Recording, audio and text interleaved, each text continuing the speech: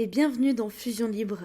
Si tu es chez toi, installe-toi confortablement, prends-toi une petite boisson. Si tu es en voiture, sois prudent. Et si tu es ailleurs, c'est ok. On va passer un moment ensemble, toi et moi. Alors aujourd'hui, toi et moi, on va parler du troisième accord Toltec. Ne pas en faire une supposition.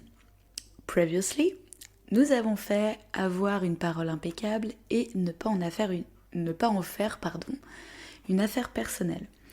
Comme je l'expliquais, j'ai décidé d'enregistrer ces podcasts et de les rédiger à base d'un oracle, l'oracle du petit Victorien. Voilà, donc si tu n'as pas écouté les épisodes précédents, je te conseille quand même de commencer dès le début et pas de venir en plein milieu parce que je pense que je fais des rebonds en fait entre les épisodes parce qu'ils sont liés tout simplement. C'est une série de 4 épisodes sur les accords Toltec. Pour rappel, je n'ai pas lu le bouquin, je compte le lire. J'ai décidé de ne pas le lire avant de faire ces épisodes parce que je ne voulais pas être influencée. Je voulais faire quelque chose vraiment d'authentique, au feeling, à l'instinct. Donc, la première carte que j'ai piochée, c'est le savant, la carte numéro 36. En quête de vérité, il ne cesse d'étudier. Son expérience nourrissant ses connaissances, il aime se perfectionner, apprenant, observe et expérimente avant de décider.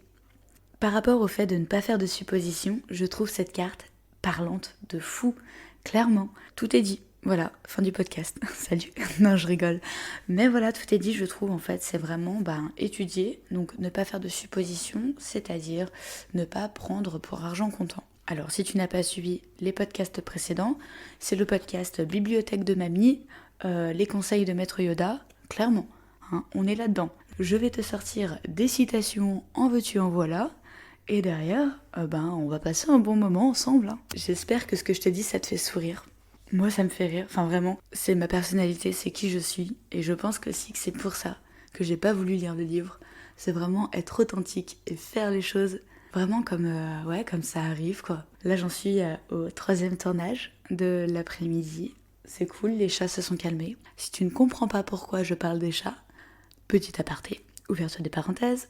En gros, j'ai 2 chats, mais ils s'aiment pas. Du coup, ils se battent de temps en temps. Et là, l'hiver arrive. Du coup, ils sont pas mal à la maison. Et ils ont essayé de se péter la gueule plusieurs fois là depuis le début de l'après-midi. Donc, si tu veux voir un petit peu, j'ai posté un réel sur Insta, Fusion Libre. Tu peux me suivre, il n'y a pas de problème. En tout cas, pour en revenir à l'oracle, le savant, moi, c'est une carte en tout cas qui m'a beaucoup parlé. Parce que c'est vrai, la personne, elle va apprendre, observer et expérimenter. Sur le fait de ne pas faire de suppositions, quand on dit apprendre, c'est vraiment comprendre et démêler la situation. Quand on dit observer, ça va être voir quel comportement les autres optent, comment ils vont faire, qu'est-ce qu'il va se dire. Et expérimenter, moi je vois ça beaucoup sur la communication. J'ai beaucoup parlé de la CNV dans les épisodes précédents, donc je te conseille d'aller écouter les épisodes précédents. Et c'est la dernière fois que je te dirai, va écouter les épisodes précédents. Ok ? Alors, la deuxième carte que j'ai chopée, non pas du tout, que j'ai piochée, c'est la locomotive, la carte numéro 31. Seules les limites que tu t'imposes t'empêchent d'avancer. Dépasse ta propre nature pour aller aussi loin que tu peux l'imaginer. J'aime beaucoup cet oracle, vraiment. Je le pioche pas beaucoup, en tout cas je fais pas beaucoup de tirage avec. Dans certains moments, moi j'aime bien. Je trouve que c'est sympa dans des périodes où ça va, ou même quand ça va pas trop, de prendre une petite carte ou deux et de lire le message. C'est des très jolies cartes en plus, dans un style un petit peu steampunk. Si tu sais pas trop à quoi ça ressemble, je te conseille de taper le petit oracle victorien sur internet, sur Google, et tu verras les cartes. Moi je les trouve vraiment super belles. Très très jolies, très parlantes, et les messages exprimés dessus sont superbes. Franchement, j'aime beaucoup cet oracle. Voilà, c'est le premier que j'ai acquis. Mais on n'est pas là pour parler d'oracle, et si tu veux un épisode sur les oracles et le tarot, ça peut se faire. Je sais pas comment je pourrais le tourner, mais ça peut se faire. Durant la rédaction de ce podcast, j'ai écrit une phrase intéressante que j'aime bien. Si on ne sait pas, on ne peut pas savoir. Et c'est la vérité. Non mais vraiment. Si tu sais pas conduire un avion, tu peux pas conduire un avion. On est d'accord ? D'où l'importance de la communication. on va dire que tu peux te monter le bourrichon. Et je pense que c'est un petit peu ça, l'esprit de ne pas faire de suppositions. Et on le voit beaucoup aussi en commerce. Donc, pour rappel, j'ai fait des études de commerce et j'ai été commerciale. Dans les études de commerce, on dit que faut pas faire de suppositions.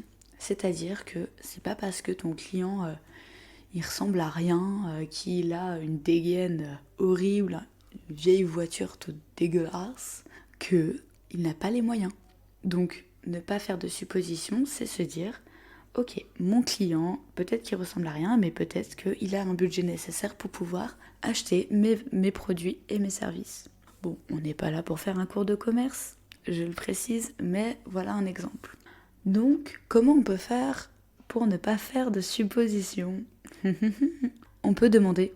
Bah ouais, demande. D'où l'importance de la CNV et de la communication.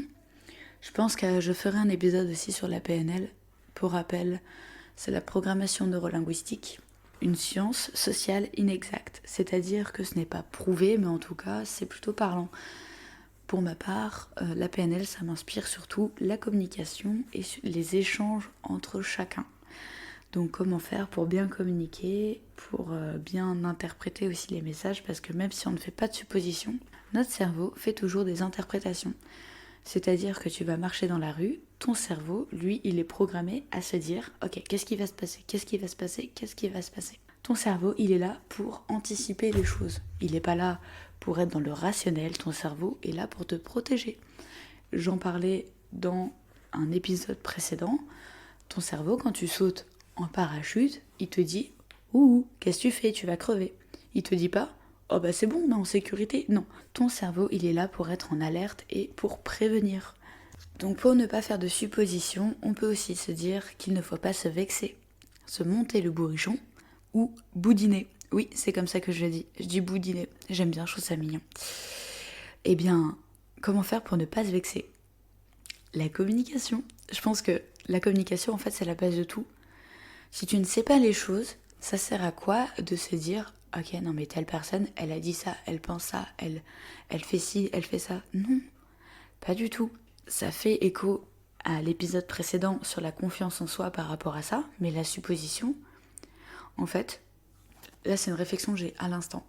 Sur les 4 accords Toltec, on a avoir une parole impeccable, ne pas en faire une affaire personnelle, ne pas faire de suppositions et faire de son mieux. Je sais pas si ça parle, enfin la pyramide de Maslow, je sais pas si ça te parle, mais je sais pas, ça vient de me venir comme ça. La pyramide de Maslow, elle exprime les différents besoins et dans sa théorie, il dit que tu ne peux pas accéder aux besoins supérieurs si tu n'as pas comblé le besoin primaire. Ce qui a été beaucoup contesté, hein, mais bon, on n'est pas là pour ça. Mais je pense que dans les accords Toltec, on a ce côté un peu pyramide, de se dire, ok, je vais parler et dire les choses de la meilleure des manières et de la meilleure des manières en fonction de ce qui me correspond. Sans faire de mal, sans vouloir vexer ou blesser. Derrière, je ne veux pas faire une affaire personnelle de ce que les autres vont dire, parce que moi, ma parole, elle est ainsi. Si les autres n'ont pas cette parole-là, eh bien, c'est pas de ma faute. Et je ne suis pas responsable de ce qu'ils peuvent dire. Ensuite, je ne veux pas faire de suppositions de situations que je ne connais pas. Parce que, comme dit précédemment, eh ben, en fait, j'ai réussi à acquérir une certaine confiance en moi par rapport à ça. Et derrière, je vais faire de mon mieux pour appliquer tous ces principes et toute cette ligne conductrice par rapport à mes valeurs, à qui je suis et à ce que je veux devenir. C'est beau. Oh là là, non, vraiment, je te jure, je trouve ça vraiment impeccable et trop beau ce que je viens de dire. Mais ouais, alors, je sais pas ce que t'en penses, tu peux me dire, clairement, n'hésite pas, ça m'intéresserait beaucoup d'avoir ton avis sur la question. Mais ouais, moi ça me parle en fait, je sais pas pourquoi, ça vient de me venir comme ça. Mais justement, il faut aussi écouter pour comprendre. Je m'explique. Quand tu as une discussion avec quelqu'un, si tu penses déjà à ce que tu vas lui dire par la suite, et c'est beaucoup mon cas, parce que je réfléchis beaucoup, parce que mon cerveau, parfois, je comprends et j'entends l'idée qui veut se dire, et je suis là, ok, c'est bon, j'ai compris, vas-y, je passe à la suite. Mon cerveau réagit comme ça. Donc, parfois, je peux avoir du mal avec les gens qui mettent du temps à exprimer leurs idées, qui mettent aussi du temps à s'exprimer tout court. J'ai beaucoup de mal, je travaille dessus. Je travaille sur cette patience et sur cette impatience. Mais voilà, c'est faire des suppositions, c'est pas... ça rentre aussi dans ça en fait de se dire, même si j'ai compris l'idée, je ne sais pas non plus ce que tu vas dire. et l'écoute active. Je reviens au commerce, on en parle énormément. Quand ton client te parle, tu l'écoutes. Tu ne te dis pas, ok, prochainement il m'a dit ça, faut que je rebondisse, que machin, que truc. Non. Tu poses ton cerveau, tu ouvres tes oreilles et tu l'écoutes. Point barre. Donc il faut savoir que dans Fusion Libre, il y aura beaucoup d'aspects par rapport au commerce, que je compte délivrer des petites techniques commerciales qui sont applicables dans la vie de tous les jours. Donc pour revenir sur ne pas faire de suppositions, eh bien je pense que ça a un rapport direct avec avoir une parole impeccable et ne pas en faire une affaire personnelle. Quand tu sais comment tu dis les choses et pourquoi tu les dis, quand derrière tu acceptes ce que les autres peuvent dire, malgré que tu ne sois pas responsable de ce qu'ils disent, et bien après, quand tu ne fais plus de suppositions, quand tu écoutes ce que les gens te disent, et bien en fait ça te permet de déficeler cette petite boule de laine qui est au fond de toi. La CNV, et j'en parlerai je pense souvent, et je pense que je ferai aussi un épisode complet dessus, aide énormément. Mais après, le but, c'est pas d'appliquer au pied de la lettre, dire oui, je, machin, truc, bidule, mon corps m'a dit ça, mon expérience m'a fait ça, ça a fait ça. Non, stop, stop, stop. Il faut s'approprier les choses. S'approprier les choses, c'est-à-dire que, ok, je me sens pas à l'aise avec cette technique étant donné, mais comment je peux faire en sorte qu'elle me corresponde à moi par rapport à qui je suis ? Une fois qu'on s'est approprié ces méthodes, c'est plus simple de les appliquer. Il faut... Enfin, c'est comme dans le commerce, c'est franchement... si tu fais les choses de manière impersonnelle, comme un robot... Moi, j'ai suivi une formation dans une entreprise où il fallait vraiment dire mot pour mot quasiment les choses, quoi. Alors que non. L'important, c'est de se les approprier par rapport à qui on est. Par rapport à... Ouais, ça sert à rien de porter un masque, en fait, et de se cacher derrière une personnalité qui n'est pas la nôtre. Donc une fois que tu t'acceptes, une fois que tu sais qui tu es, eh ben en avant Guingamp, j'adore cette expression, et assume-toi. Et du coup, si tu en fais une supposition personnelle, il y a une affaire personnelle qui se créera. Clairement. Je ne dis pas d'être je m'en foutiste et je m'en tape complètement de ce que les autres disent, même si je pense être un peu comme ça. Ce que les autres disent, je m'en fiche, ça m'appartient pas. Moi, je sais qui je suis, comment je fonctionne.